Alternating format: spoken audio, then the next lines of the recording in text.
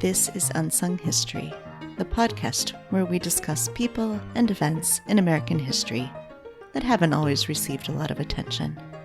I'm your host, Kelly Therese Pollock. I'll start each episode with a brief introduction to the topic, and then talk to someone who knows a lot more than I do. Be sure to subscribe to Unsung History on your favorite podcasting app so you never miss an episode. And please, tell your friends, family, neighbors, colleagues, maybe even strangers to listen to.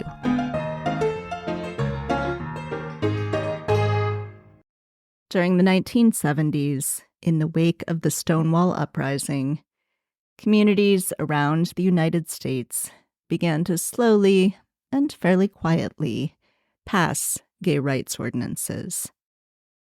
By 1977, nearly 30 cities had some kind of gay rights legislation on the books. When Dade County commissioners passed a law in 1977 banning housing and employment discrimination based on, quote, affectional or sexual preference, unquote, it wasn't greeted with the same quiet acceptance that similar laws elsewhere were. Recording artist Anita Bryant launched an ultimately successful campaign that she called Save Our Children to repeal the law, making outrageous claims that gay people were trying to recruit children into homosexuality and that granting them political rights was dangerous to the survival of traditional heterosexual families. Inspired by Bryant's success in repealing the Dade County law in Florida, a conservative state legislator in California named John Briggs took to the steps of City Hall in San Francisco to announce a ballot initiative that would become California Proposition 6, more commonly known as the Briggs Initiative, that, if passed, would empower school boards to fire gay teachers based only on sexual orientation. The large gay population of California organized to fight back. The opposition included gay Republicans. On August 2nd, 1977, a group of Republicans, both gay and straight, met in San Francisco to strategize. However, it wasn't the first time that gay Republicans in San Francisco had organized. Earlier in 1977, Reverend Raymond Brochiers had created the Teddy Roosevelt Republican Club, the country's first gay Republican club, which prompted gay Republicans in San Diego and Los Angeles to form their own clubs. When Brochiers distributed pamphlets at the California Republican State Convention that argued that Republicans could not ignore the 2.5 million gay votes in California, the state GOP responded by naming 6 gay men to the Republican State Central Committee, which was more gay representation than the Democratic State Central Committee had at the time. Brochiers, though, was known to be disorganized and erratic, and some of the gay Republicans who had initially joined his San Francisco organization didn't appreciate his tyrannical leadership style, which was one of the reasons that they were meeting in August 1977 without Brochiers to make a plan to fight Briggs. This new group called itself the Concerned Republicans for Individual Rights, and they held their first official meeting a week later at the PS Restaurant and Bar on Polk Street. The small group, 40% of whom were straight, received an official charter from the San Francisco County Republican Central Committee that September. Of course, the Republican Party in San Francisco had good reason to support them. Republican registration in the county was a dire 21%, and the gay population of San Francisco made up an estimated 13 to 26% of San Francisco residents. Gay Republican clubs in other parts of the state didn't receive such warm welcome from their local Republican committees. In Los Angeles, the Lincoln Republicans of Southern California, one of the groups inspired by brochures, did not have the backing of the local GOP, and without a charter from the party, they had to drop Republican from their name, opting instead to be called the Log Cabin Club. Log Cabin was small, with only 29 members in 1979, notably only one of which was a woman. Working together with Democrats, gay Republican groups started to sway public opinion against the Briggs Initiative, but it wasn't enough. However, a closeted gay man, who was a top aide to popular former California Governor Ronald Reagan, coordinated efforts to get this message to Reagan. And shortly before the election, Reagan came out against the Briggs Initiative, saying that the initiative, quote, has the potential of infringing on basic rights of privacy and perhaps even constitutional rights, unquote. Surprisingly, given his later actions, including his inaction during the HIV/AIDS crisis, Reagan went a step further in his opposition to Briggs, noting, quote, whatever it is, homosexuality is not a disease like the measles. Prevailing scientific opinion is that an individual's sexuality is determined at a very early age, and that child's teachers do not really influence this, unquote. Reagan's endorsement tipped the scales, and Proposition 6, which had seemed poised to pass, was defeated by over 1 million votes, 58 to 42%. The California groups that had sprung up to defeat Briggs continued to meet after the defeat of the initiative. And in 1990, 10 gay Republican clubs, 5 in California, and others in Boston, Chicago, New York, Tampa, and Washington, D.C., joined together into an organization called the Log Cabin Federation. By 1992, the Federation had grown to 6,000 members across 26 chapters.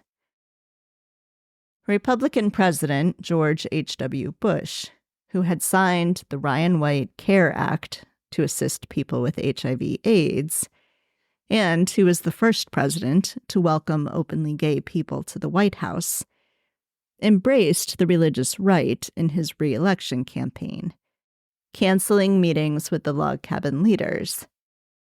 And he said that homosexuality, quote, in my view, is not normal, unquote.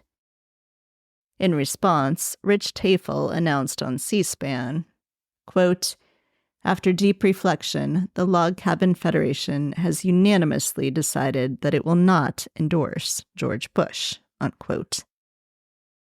Log Cabin Republicans went on to endorse every Republican nominee for the next 24 years, with the exception of George W. Bush in 2004, when he, like his father before him, embraced the religious right in his re-election bid, calling for Congress to pass a federal marriage amendment.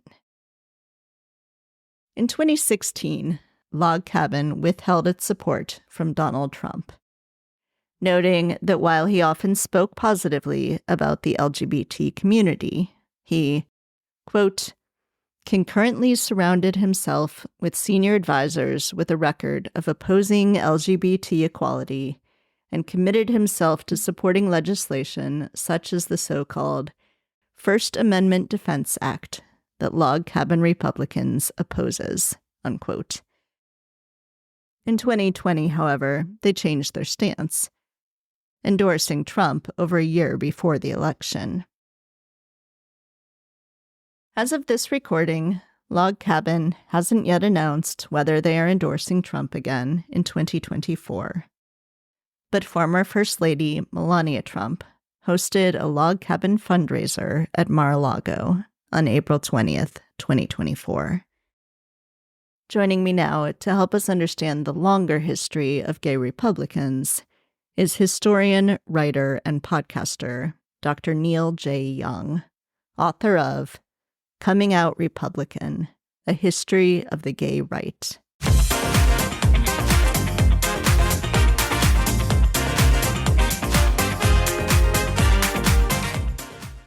Hi, Neil. Thanks so much for speaking with me today. Hi, thank you so much for having me. It's great to be here. Yes, I love political history anyway, so this was a great read, and I am super excited to discuss with you.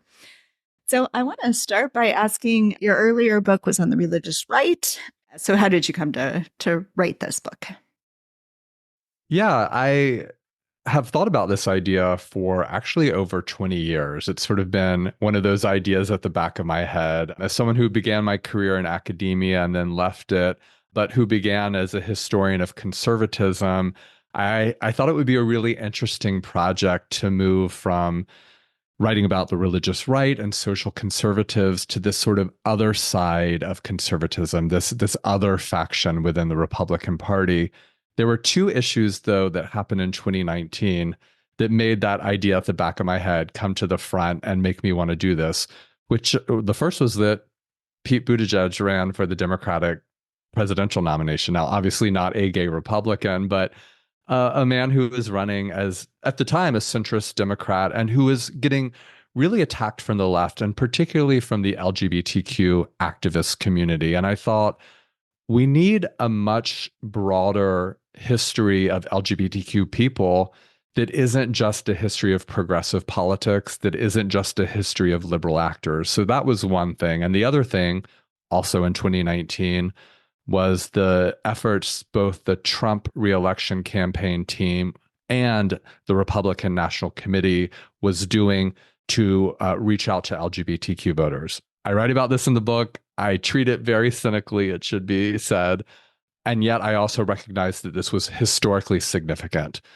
First time ever, the RNC had appointed a person as outreach director to LGBTQ voters.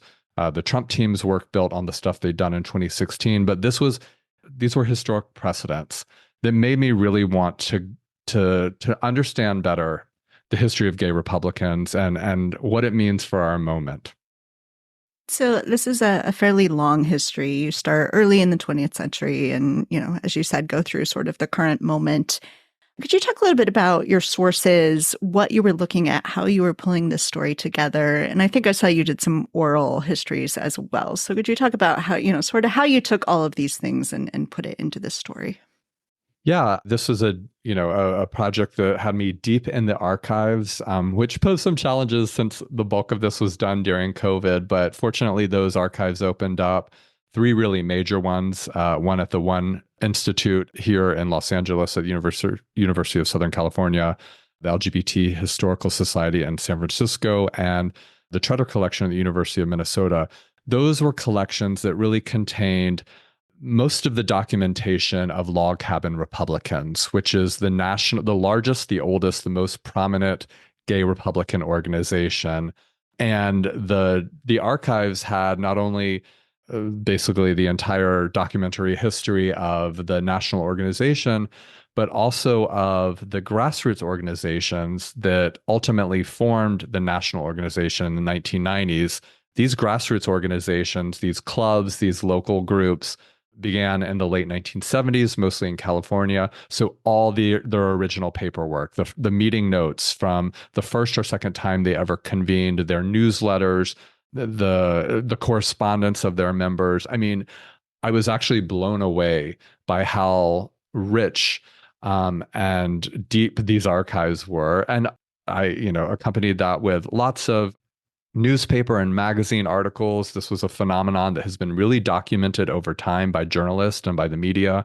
And seeing its representation in media was really interesting to me. And then also I did almost 36 interviews, mostly with gay Republicans themselves, but also with activists and people in the LGBTQ left who had worked with gay Republicans to help me understand a lot of the things that those documents didn't show me. I wanted this to be a character-driven story that really was readable to a general audience. I wanted to tell a rich and compelling story. And as wonderful as those historical documents were, I really relied on my interviews to understand the scenes that, so many of these events took place in, to understand the emotions and the feelings and the conversations behind them or that were a part of them. And I'm really so grateful to all the people who participated, who allowed me to interview, because I really think that just allowed this project to be so much different than, say, my first book that had no interviews in it. I think one of the things I want to make sure that we talk about is you've mentioned gay Republicans, and you talk in the book about the terminology that you're using. And of course, part of that is driven by the historical time periods you're looking at. But I think it's so striking so often in the book how this is the story of white gay men. So could you talk a little bit about that and, what you found as you were looking at this story? And, this isn't necessarily a story of a larger LGBTQ Republican group of people, in part because that doesn't exist. Right. Right. I mean, if we were to do a history of LGBTQ Republican voters, there would be different players here. There would be different actors or different representations. We know in any given election from polling that goes back to the early 90s at the national level, and actually polling that began in the 1980s at the state and local level, that anywhere from a quarter to a third of LGBTQ people vote Republican in national elections. At the state and local level, historically, we've seen those numbers as high as 50%. So we can trust that there is a wide and diverse representation within that LGBTQ voter who's not identified beyond that by pollsters. And I hope we will have much better polling in the future that helps us understand the breakdown of these subcategories. But I'm telling a history about the gay Republican organizations, mostly Log Cabin, but other right of center gay organizations, and also of the public faces and figureheads of this movement. And they are overwhelmingly white gay men. Now, this was really frustrating to me when I started out because I thought it was my duty to find lesbians and persons of color and to make sure that I wasn't just writing a story of one gay man after another. And yet the historical evidence speaks for itself. And I realized after a while, oh, wait, this evidence is actually central to the argument that I need to make here, which is that this is a politics of maleness, of whiteness, of heteronormativity or homonormativity, of a sort of conservative presentation aesthetically and personally. And that if I could really reckon with what it means to write about gay Republicans, even as I continually nod to a broader LGBTQ right demographic, I can make a really sharp argument about what this politics has meant and what it represents within a larger realm of American conservatism. And so part of what is important about that presentation is that what civil rights means, what civil rights are to a population who can hide their minority status if and when they want to, seems to be very different than the civil rights of African Americans or, other people who can't hide their status. Could you talk a little bit about that? Because that seems to play often into what is happening in the story. It's such a good question. And it was one of the really fascinating things for me to sort of trace throughout this project was the different discourses that gay Republicans called upon, the different words they used and what those meant in different eras, and also how they positioned them differently than maybe their dominant usage in a moment. So civil rights is a really interesting one because on one hand, you have a lot of these gay Republicans in the 1970s who are the guys who are starting these first gay Republican clubs in San Francisco and Los Angeles and other parts of California. They are speaking very much in the language of civil rights. On one hand, it's not surprising they're doing so, given they're, less than a decade out of the civil rights movement. That's a reference point for them of sort of these other movements have happened, movements for Black equality, the women's rights movement. We are the next movement. The gay rights movement is attaching itself to the civil rights movement. And so they are sort of using a language and a discourse of civil rights. They also believe that this is a Republican philosophy. They say we're the party of Lincoln. So that's why they're named Log Cabin Republicans. For those who may wonder, it's a reference to Lincoln's birthplace. And they have this conception of themselves as the truest heirs of the Republican tradition. We are the ones who really, through our own lives and the politics we represent the party's founding beliefs in equality, liberty, freedom, of civil rights. But the way they imagine civil rights is very narrow. It's not expansive. It's a sort of way to justify themselves and to speak about themselves, but not to advocate for a broader political rights-based even vision. And one of the things I write about a lot, which is sort of related to this, is like what gay rights means to these folks. They have a lot of different views of that. You know, some of them don't even believe in the notion of gay rights. They just want a Republican Party or a federal government that doesn't actively discriminate against people on the basis of sexual orientation, but they're not, you know, in their words, asking for special rights. Others say, well, we mean gay rights to mean just these handful of things. Let us serve in the military, let us get married, let us have basic employment protections, and that's it. And that was a really fascinating debate to watch play out over time within this movement, and also how they sort of shifted their language use around gay rights, especially once we get to sort of an era in which people are talking more about LGBTQ rights. You've mentioned a couple of times California and LA and San Francisco being important epicenters to this. I think a lot of people probably think about California as a center of liberal LGBTQ activism and probably not conservative gay activism. Could you talk a little bit about that? Why California is so important, how it plays into this story? And there are swings in California overall, the politics of California, and how people are viewing things like gay rights.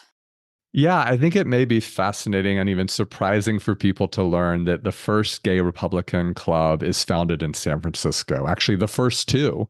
There's two that sort of compete for a time, and one of them and last. And I think probably people don't think of the Bay Area as like the birthplace of any Republican movement. Although I suppose if it's going to be one Republican movement, it's going to be gay Republicanism.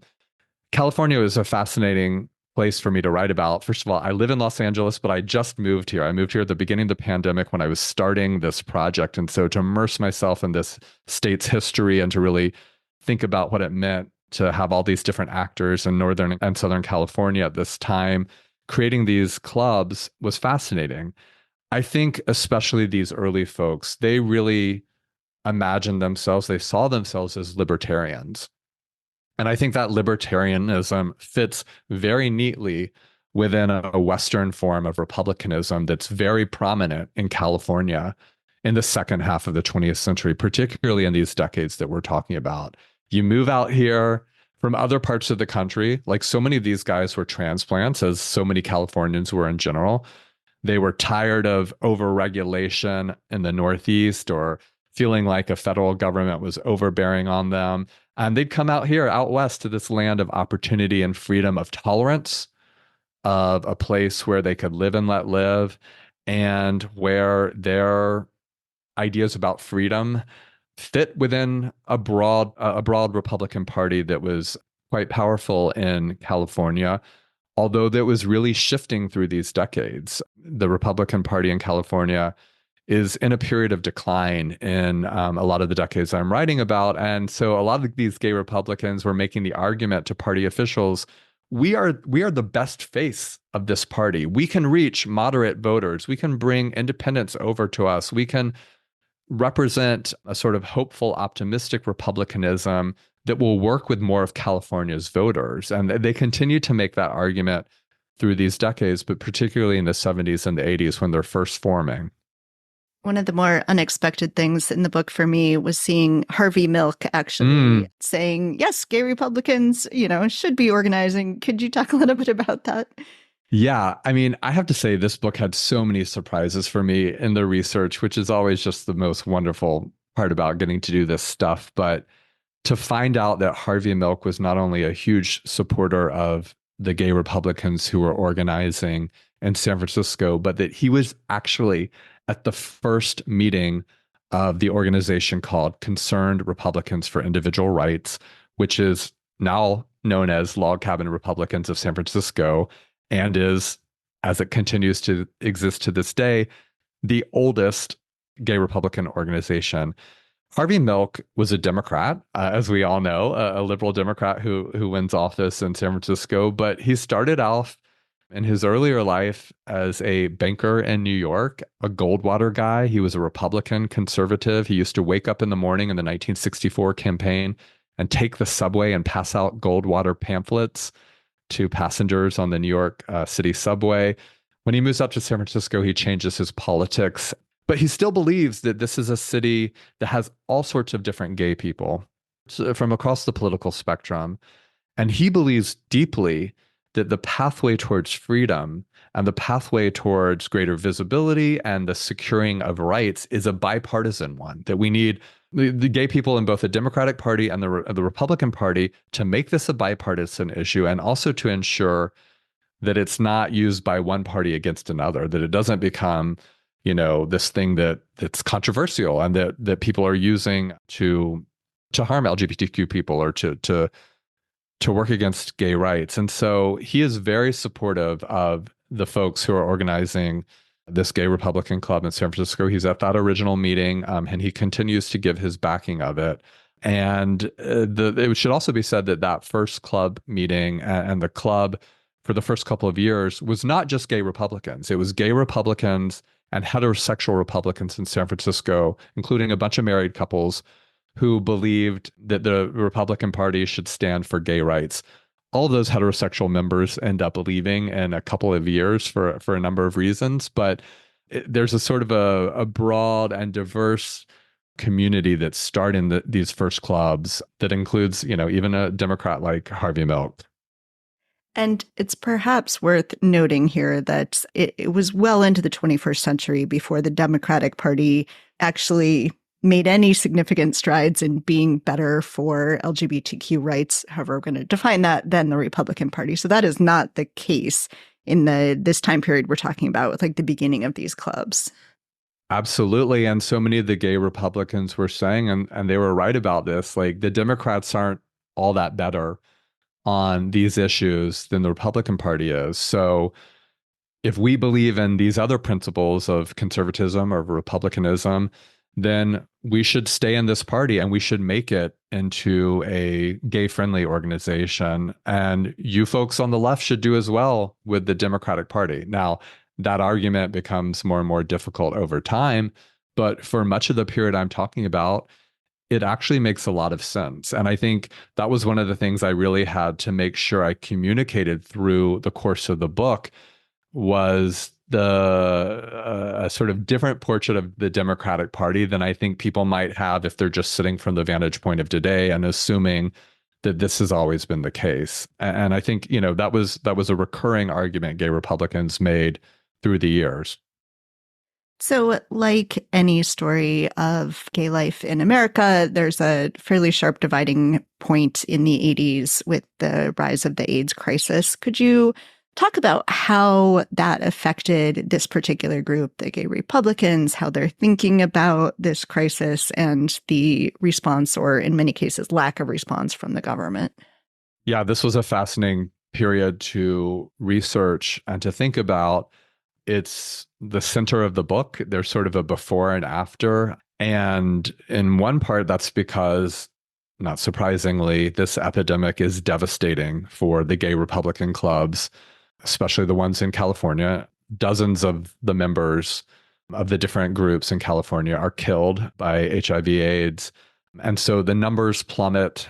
The people who come after in the 90s and following are really sort of a different set of folks that have different life experiences that forms a sort of different politics. But this is like a dividing line in this moment in history, in large part because of just the huge decimation it makes of these clubs and what they have to rebuild from. But before we get to that point, it was really fascinating to see the way that particularly the San Francisco club, Concerned Republicans for Individual Rights, how it dealt with the HIV/AIDS epidemic in San Francisco, which for much of the 80s was the epicenter of the health crisis. And in the early 1980s, as people are just really learning about the disease, coming to recognize it, the Concerned Republicans was actually the first gay organization in San Francisco that held a fundraiser to raise money to give towards HIV research at the time.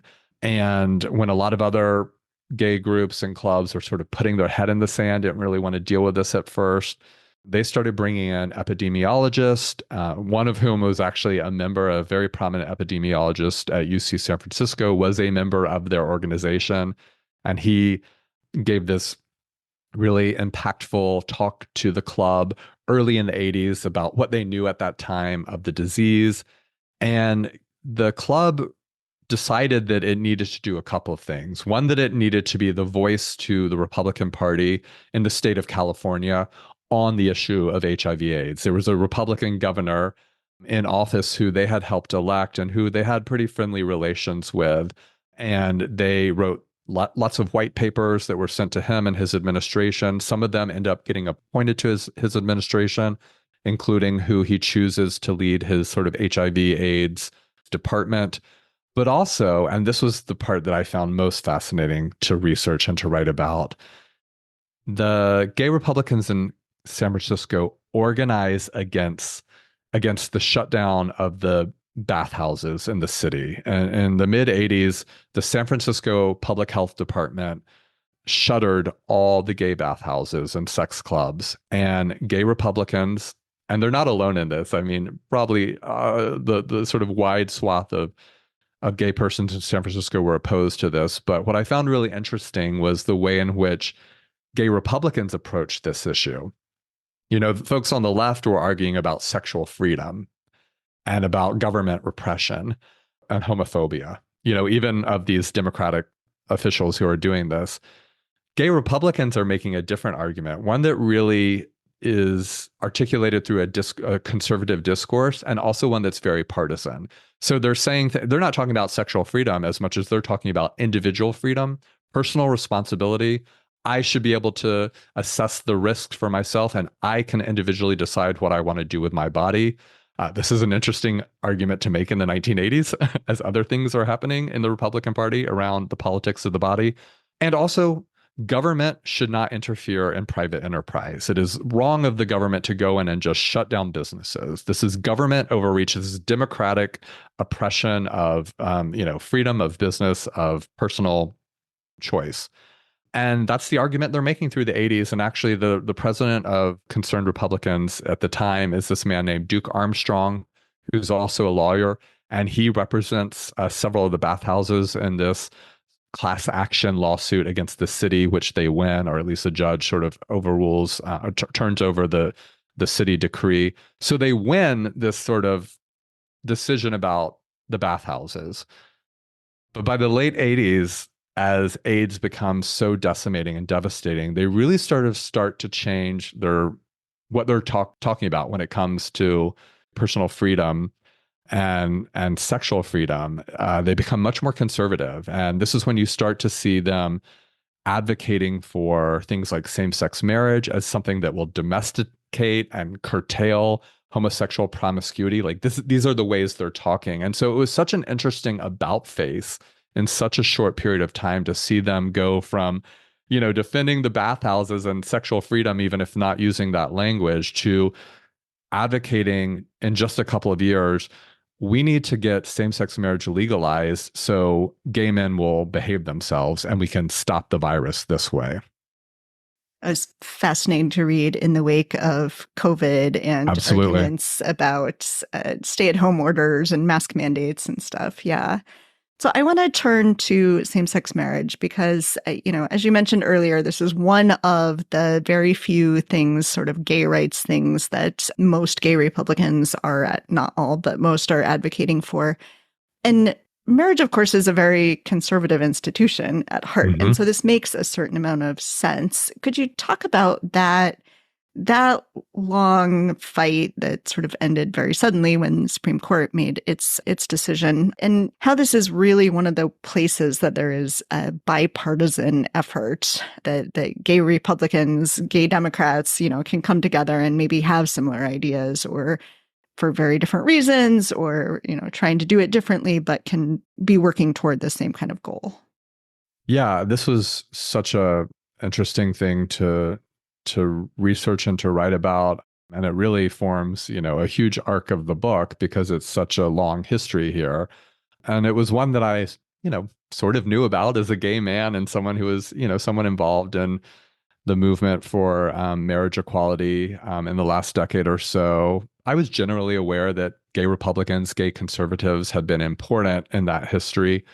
I didn't realize the extent to which we really owe them a lot of credit, especially in the early years, for moving this forward. In 1989, Andrew Sullivan, who is, incredibly prominent right of center gay man, writes a cover piece for the New Republic called "Here Comes the Groom: A Conservative Case for Gay Marriage." 1989. Public polling in the 80s and into actually the late 90s showed that less than a third of Americans, so a lot of Democrats here, a lot of independents here, did not believe that same-sex marriage should be made legal. And in 1989, he was making, in a very long piece, a conservative argument for the legalization of same-sex marriage.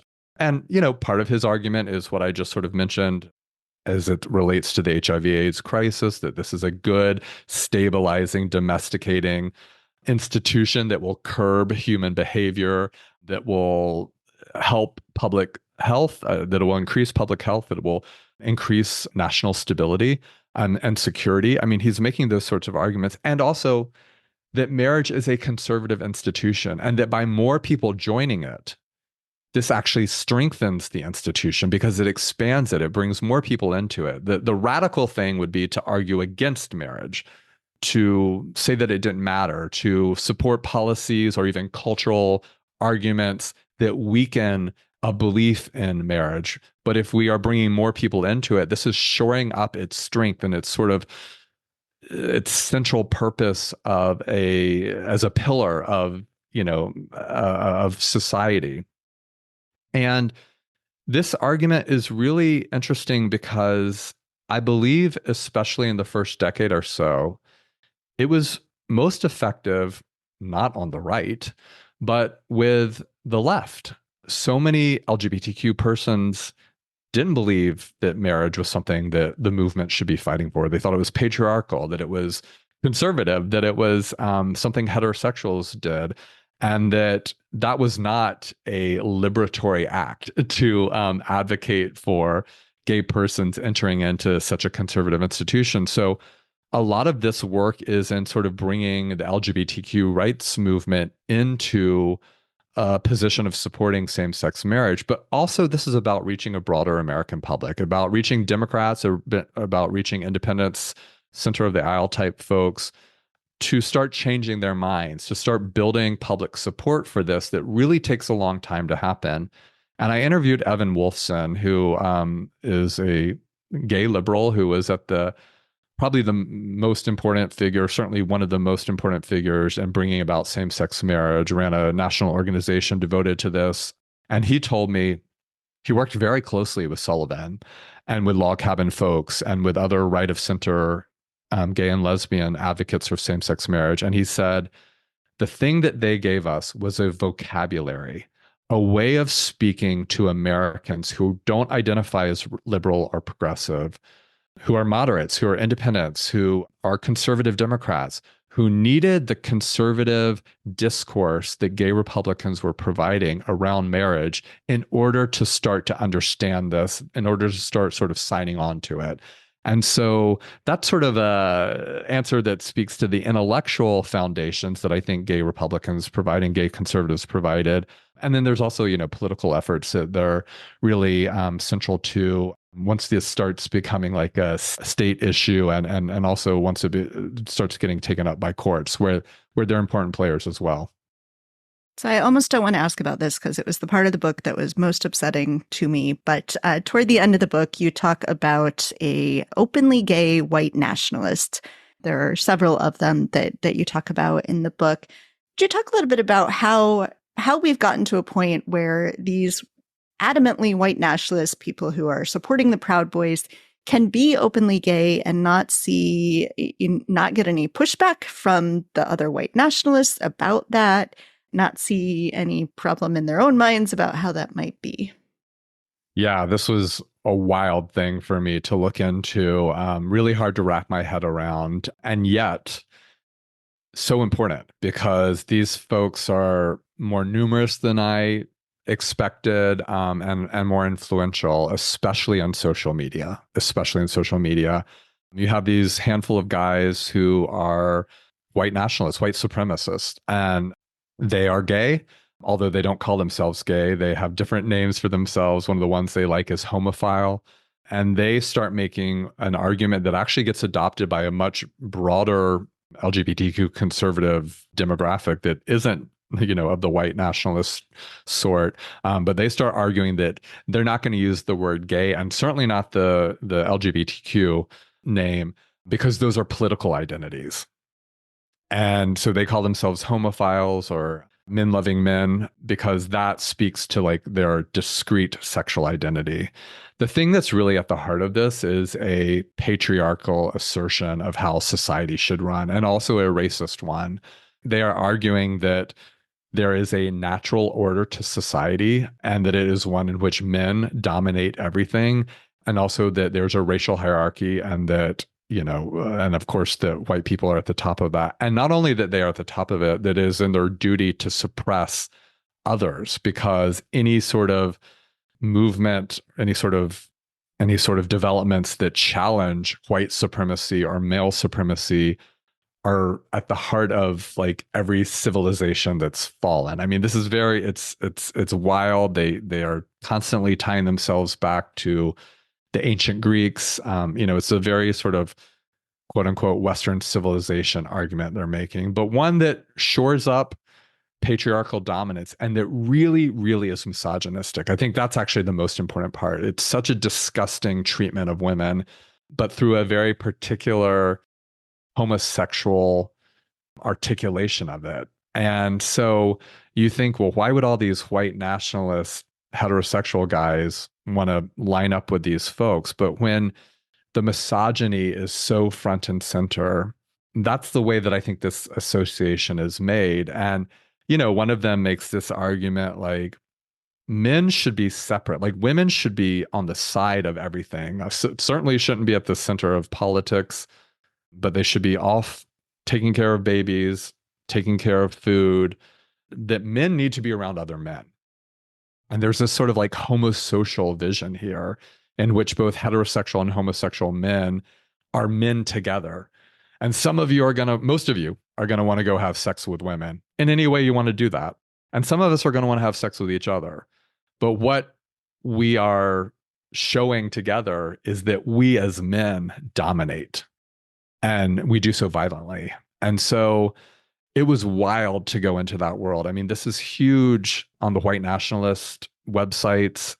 It's amazing how many gay white men are writing for these websites and are featured prominently at their conferences, and the sort of way in which they are upholding and advancing a misogynistic, racist vision of society that we also know is being increasingly mainstreamed beyond just this sort of fringe, this fringe community where it may have originated.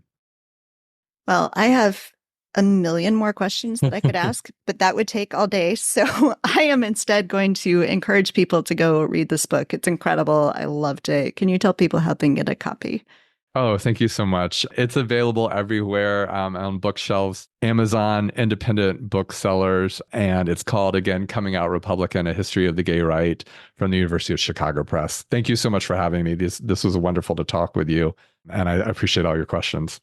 Yes, of course. And there's going to be an audiobook too, right? There is, read by yours truly. So if you couldn't get enough of this voice, you can listen to me for several hours. I'm a little bit nervous to hear it when it comes out, but Yours Excellent. truly is the one narrating it. Well, Neil, thank you so much. This was a great book, and I've really enjoyed speaking with you. Thank you again. I loved it.